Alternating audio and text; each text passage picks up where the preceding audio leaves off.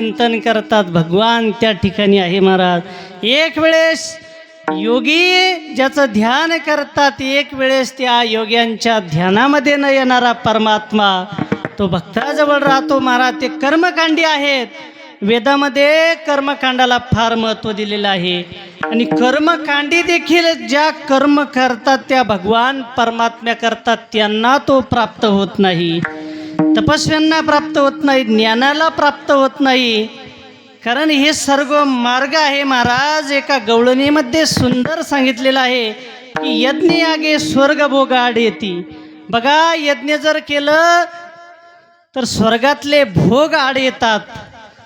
अनेक प्रकारचे भोग आहे स्वर्गामध्ये, ते आड येतात, त्या भगवान परमात्म्यापर्यंत पोहोचून देत नाही। बघा, यज्ञ मार्ग आहे सांगितलेला आहे, ते सुद्धा त्या भगवान परमात्म्यापर्यंत यज्ञागे स्वर्ग भोग आड येती।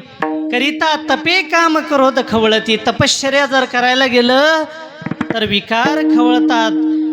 आणि विश्वामित्र ऋषी सर्वांना माहीत आहे, एकदा 10,000 वर्ष तपश्चर्या केली महाराज। 60,000 वर्ष तपश्चर्या केली असा तर उल्लेख येतो, परंतु एकदा 10,000 वर्ष तपश्चर्या केली आणि असा राग आला महाराज। आता रागाच्या जोरावर गेले ना तपस्या निघून, कारण झाले क्रोधासवे भेटी तोंडा वाटे नरकवटी। ज्या वेळेस राग येतो महाराज त्यावेळेस पुण्याचं क्षय होत असतं।